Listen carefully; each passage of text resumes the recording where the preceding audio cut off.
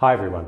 Today I want to give you an anecdote that I had from a friend of mine in Auckland who runs a very large real estate agency there, who I spoke to last week, and he spent 20 minutes telling me how bad the market is in Auckland. And you know, the things that he was talking to me about were things like turnover being down almost 40%, and the fact that they're selling houses now for less than that money than they were 2 years ago. Which means there has been a real loss of value for some participants in the market.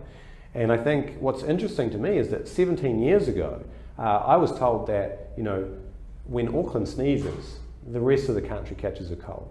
So I think this is very interesting to hear this information from him, because although we're seeing a lot of data coming out of Auckland that's negative, you know, talking to him, he's at the cold face, it sounds a lot worse than really what we're even seeing in the media or in the stats coming out of Auckland.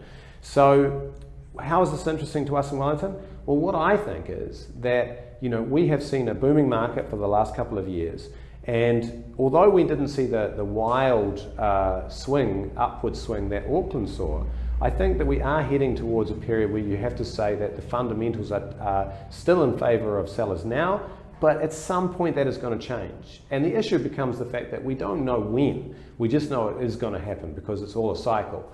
So my advice would be, if you own residential real estate at the moment, whether it's an investment property or your family home, provided you're happy to wait through another cycle, then there's no reason to do anything. You know, I mean, you know, there will always be another cycle, and in fact, downturns are good. You know, we don't want to have a housing crisis in New Zealand. We want housing to get more affordable, so it's not a bad thing.